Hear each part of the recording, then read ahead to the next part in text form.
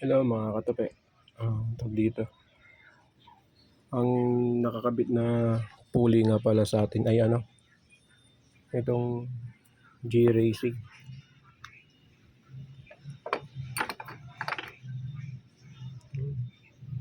Pang PCX G-Racing. Ito yung tatry natin. Standard muna tayo mga katape.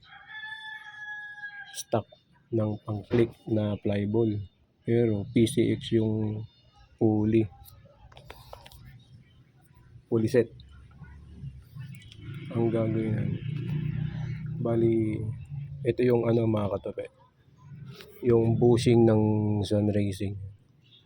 Yan. Tapos lagyan nyo na lang ng washer dito. Yan, dito sa ibabaw. Tapos takpan nyo ng backplate.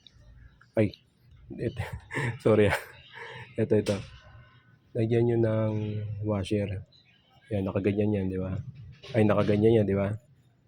Lagyan nyo ng washer. Dalawang 1mm. Tapos takpan nyo ng backplate. Tapos saka nyo siya ikabit doon sa doon sa sigunyan. Ganong ginagawa ko.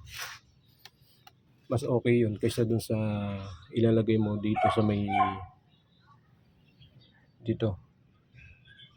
Kaysa ilalagay mo dyan yung washer. Hindi. Dito ko nilalagay. Iba yung ramdam ko kasi sinubukan ko talaga. Saka sinubukan ko yung magaan. Daling magalit. Ito ngayon ko lang masusubukan. Bago pa yung flyball try muna natin ito mga katape. Sige. Balitaan ko na lang ulit kaya kung tatakbo ba o hindi. Ay, nako.